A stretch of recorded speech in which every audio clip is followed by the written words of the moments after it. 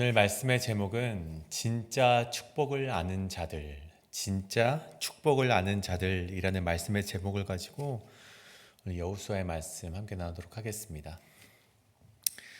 우리는 흔히 축복을 이야기할 때 눈에 보이는 성공이나 눈에 보이는 풍요에 대해서 이야기를 합니다. 좋은 집, 또 안정된 직업, 어떤 내가 이루고자 했던 어떤 성공들을 가리켜서 우리는 그것이 축복이라고 이야기를 하죠. 그러나 이 성경에서는요, 우리가 흔히 생각하는 축복의 기준을 가리켜서 축복이라고 말을 하고 있지 않습니다. 다른 말로 표현하자면 성경이 말하는 축복은 세상의 축복과 다르다는 것이죠. 오늘 본문에 등장하는 유다 지파와 그리고 갈렙 그리고 그의 딸 악사에 대한 이야기는 우리에게 축복의 진정한 의미에 대해서 이야기를 해주고 있습니다. 유다 지파가 장자의 축복을 받게 된 이유에 대해서, 그리고 갈렙과 그의 딸 악사가 좋은 땅을 포기하고 도전적인 땅을 취하고자 했던 이유를 통해서 우리는 이 성경이 말하는 진짜 축복은 무엇인지 우리가 한번 생각해보고 깨닫게 된다는 것입니다. 오늘 말씀을 통해 진정한 축복은, 결론적으로 말씀드리면 진정한 축복은 하나님께서 함께 하시는 것임을 다시 한번 깨달으시고 그 삶 가운데로 나아가시는 우리 모든 성도님들 되시길 간절히 축복합니다. 그렇다면 첫 번째로 진짜 축복을 아는 자들, 첫 번째는 하나님의 약속의 복을 받은 유다입니다. 하나님의 약속의 복을 받은 유다. 1절입니다. 또 유다 자손의 지파가 그들의 가족대로 제비 뽑은 땅의 남쪽으로는 에돔 경계에 이르고 또 남쪽 끝은 신 광야까지라. 아멘. 오늘 말씀은 이제 1절부터 시작해서 꽤나 이제 많은 구절이 이 유다 지파의 이제 땅의 분배에 대해서 말씀을 하고 있습니다. 이제 이스라엘을 향한 지파의 모든 지파의 땅의 분배가 시작됐는데 그 시작점이 바로 유다라는 것이죠. 그런데 유다는요, 야곱 지파의 장자가 아님에도 불구하고 그들이 가장 먼저 땅을 분배받았던 것은 그들이 어떠한 공로를 세워서도 아니고 그들이 많은 인구의 수를 보유한 이런 지파이었기 때문인도 아니었습니다. 그들이 가장 먼저 땅을 분배받았던 이유는 하나님께서 그들에게 그렇게 하시겠다라고 약속하셨기 때문에 그들이 그 땅을, 이 가나안 땅을 가장 먼저 분배받을 수 있었다는 것입니다. 야곱이 죽기 전 창세기 49장에서 유다에게 이러한 축복을 합니다. 유다야, 너는 내 형제들에게 찬송이 될지라. 내 손이 내 원수들의 목을 잡을 것이요 내 아비의 아들들이 내 앞에 절하리로다. 아멘. 결국 이 구절을 좀 풀어서 이야기를 하자면 유다가 다른 어떤 형제들보다도 으뜸이 되는 장자가 될 것이라는 이 야곱의 축복이었다는 것입니다.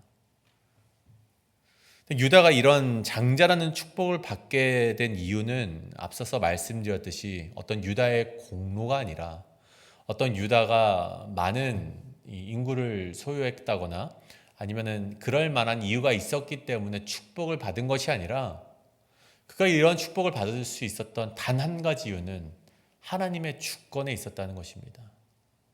하나님이 그렇게 하시기로 약속을 하셨기 때문에 유다를 축복했다는 것이죠. 그럼에도 불구하고 우리가 왜 유다가 이런 장자의 축복을 받게 되었는가를 굳이 한번 살펴보자면 야곱의 장자가 누구입니까? 원래 이 르우벤이라는 아들이었습니다. 근데 이 르우벤이 아주 큰 잘못을 저지르게 되죠. 야곱의 첩이었던 자신의 어떤 배다른 어미라고 볼 수도 있는 그 첩과 또 이렇게 동침을 하게 되는 죄를 범하게 됩니다. 그래서 야곱은 그 49장에서 이 르우벤을 가리켜서 그 죄를 물어서 너는 장자의 자리에서 제외될 것이다 라고 이 저주를 하는 것을 보게 되죠. 그럼에도 불구하고 이제 르우벤을 제외하면 이 유다에게는 두 명의 형이 더 있었습니다. 그 두 명의 형은 바로 이 시므온과 그리고 레위라는 형이었는데 그렇다면 시므온과 레위는 왜 장자가 될 수 없었는가? 이 역시 우리가 잘 알고 있듯이 이 그의 동생이었던 디나가 강간을 당하는 것 때문에 그들은 세겜에서 그 자들을 잔혹하게 살해하는 사건을 주도하게 됩니다. 결국 그 결과 어떻게 됩니까? 야곱이 마찬가지로 이 르우벤과 마찬가지로 이들에게도 저주를 내리게 되죠. 그래서 이들이 나중에는 그 후손들까지도 저주를 받게 되는 그런 책임질 수 없는 사건을 이 시몬과 레이가 저질렀다는 것입니다. 그렇다면 그 이후 네 번째 아들이 누구입니까? 바로 유다였습니다. 유다는 앞선 세 명들의 형을 제치고 장자의 복을 받게 되었는데 우리가 누군가가 생각해 볼 때 유다는 아무것도 하는 거 없이 복을 거저받았다라고 생각할 수 있을 것 같습니다. 물론 거저받은 것이 맞지만 그럼에도 불구하고 유다가 행했던 어떤 조그만한 하나님이 보시기에는 정말 미약하지만 조그만한 선의 행동들이 있었습니다. 가장 먼저 이 요셉을 질투했던 이 아버지 야곱이 요셉만을 사랑해서 그것을 질투했던 형들이 이 요셉을 죽이고자 구덩이를 파게 되죠. 근데 그때 유다가 뭐라고 합니까? 우리 그를 죽이지 말고 요셉을 죽이지 말고 이스마엘 사람들에게 팔자 이렇게 말을 합니다. 이러한 행위가 이러한 말이 결국 정말 요셉의 생명을 생각했기 때문에 나온 발언이 아니라 그도 어떤 실리적인 이득을 얻고자 어떤 돈이라는 그를 팔고 얻게 될 실리 이득을 얻고자 그러한 이유 때문에 말을 했던 것임에도 불구하고 그 행위는 요셉의 생명을 살리는 행위가 되었고 결국 그것은 이스라엘 민족을 살리는 행위로 연결되었다는 것입니다. 뿐만 아니라 물론 그러한 이 행위를 했지만 그 이후에 요셉의 계략 때문에 이제 베냐민을 볼모로 잡겠다는 그 요셉의 계략이 주어졌을 때 이 유다는요 그 오랜 시간이 지난 뒤에 그의 성품이 좀 바뀌는 것을 우리가 보게 됩니다. 그가 어떤 요셉을 팔고자 하는 이기적인 마음이 그때 있었다면 시간이 잠시 흐르고 난 뒤에 이때 당시 베냐민을 볼모로 잡겠다는 요셉의 계략 가운데 베냐민 대신 자신이 노예가 되겠다고 말하는 책임감 있는 행동을 보여주었다는 것입니다. 물론 이 두 가지 사건 때문에 하나님께서 유다에게 장자의 축복을 주셨다라고 말한다면 인간의 어떠한 행위가 구원의 충족 요건이 되기 때문에 그렇게 말할 수는 없습니다. 물론 그런 두 가지 행위가 유다를 장자로 만들어준 것은 아닙니다. 다만 이러한 책임감 있고 생명을 중시하는 모습을 하나님께서 기억하셨고 이를 모른 채 하지 않으시며 제비를 뽑았던 유다 지파에게 장자의 축복과 더불어서 가나안의 가장 좋은 땅들을 가장 먼저 이들에게 선물로 주셨다는 것입니다. 하나님께서 유다에게 이러한 축복을 내리시겠다라고 약속하셨던 시기는요, 연대기적으로 보면 500년 정도 전의 일이었습니다. 하지만 500년 동안 하나님께서 그 약속을 기억하셨고 그들이 땅을 분배받을 때가 이르렀을 때 유다를 가장 먼저 세워서 그 땅을 하나님께서 약속하신 대로 기업으로 주었다는 것이죠. 사랑하는 여러분, 하나님의 구원과 하나님의 축복은 모두 하나님의 주권에 달려 있습니다. 하지만 그 구원과 축복은 하나님이 말씀하시는 규례와 법도 앞에 순종하고 나아가려는 미약한 한 걸음을 통해서 주어질 수 있다는 것입니다. 미약한 발걸음이지만 하나님이 보시기에 선이라고 말할 수도 없는 정말 연약한 한 걸음, 그런 발걸음이지만 하나님은 그 행위를 통해서 우리를 귀하게 여기시고 축복하시겠다고 약속하시고 반드시 그 약속을 이루어 내주신다는 것입니다. 그때 하나님께서 주시는 축복을 그들이 누릴 수 있다는 것이죠. 오늘날 살아가시는 여러분, 하나님을 따라가는 길들이, 하나님을 따라가고자 하는 나의 움직임과 몸부림들이 때로는 그냥 고난만 가득한 것 같고, 때로는 이 행위가 아무런 의미가 없는 것처럼 여겨 보일 때에도 하나님께서는 우리의 행위를 감찰하시고 다 보고 계시는 것을 반드시 기억하시길 바랍니다. 그리고 하나님께서는 그 행위가 미약해 보일지언정 반드시 기억하시고 여러분에게 축복을 주시겠다고 약속하십니다. 그리고 그 약속은 반드시 이루어질 것을 믿으시며 오늘 하루를 하나님의 편에 서서 미약하지만 순종의 한 걸음을 내디딜 수 있는 우리 여러분 되시길 간절히 소원합니다. 이것이 바로 첫 번째 진짜 축복을 아는 자들, 하나님의 약속의 복을 받은 유다입니다. 그렇다면 두 번째는 무엇인가? 진정한 복은 하나님께서 함께 하시는 복이라는 것입니다. 진정한 복은 하나님께서 함께 하시는 복.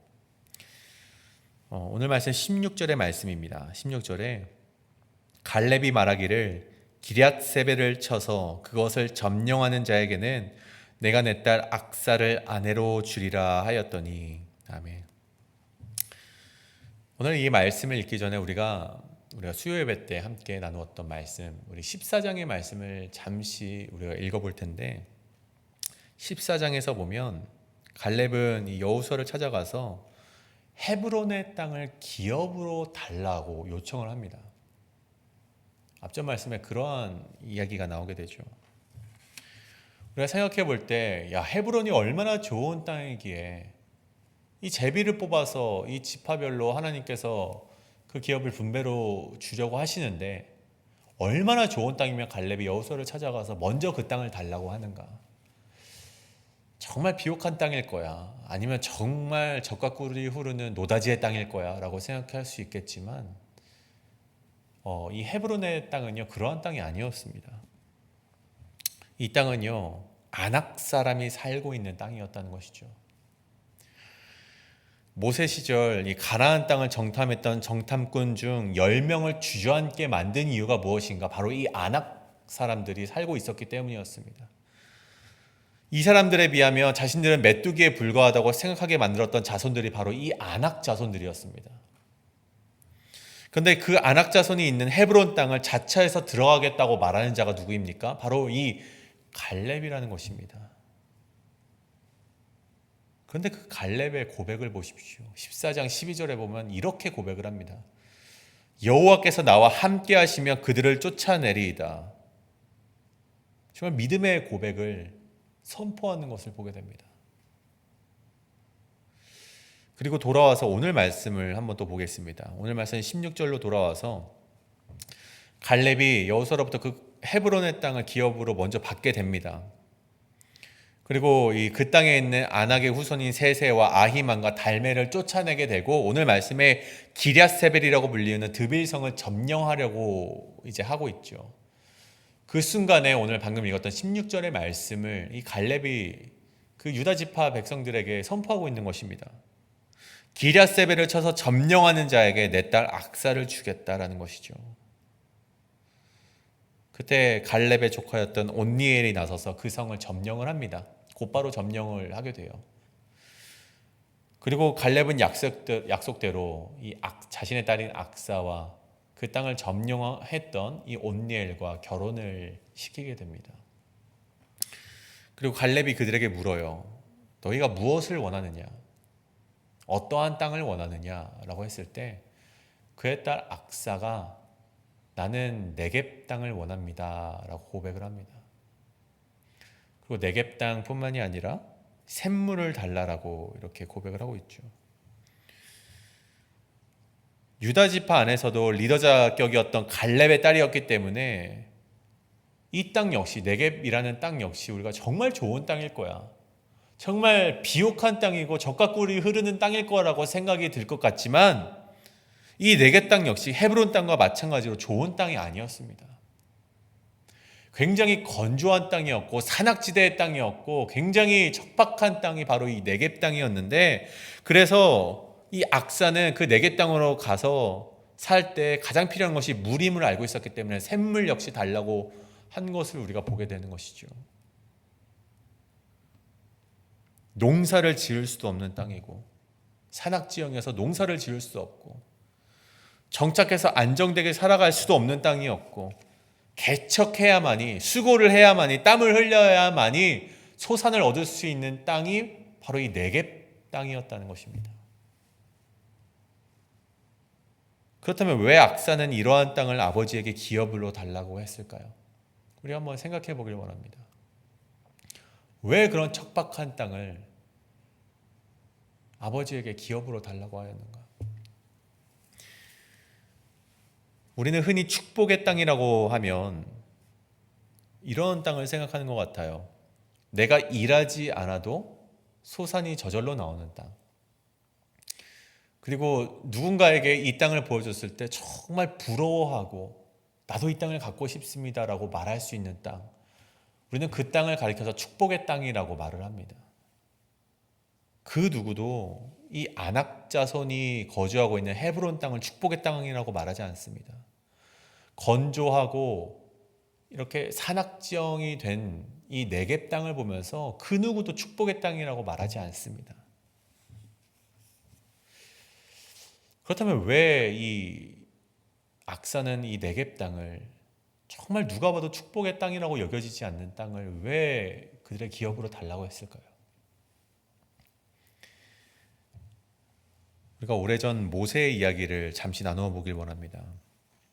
오래전 이 모세는요, 출애굽을 하고 하나님께서 약속하신 가나안 땅으로 이스라엘 백성들을 끌고 출발을 하게 되었습니다.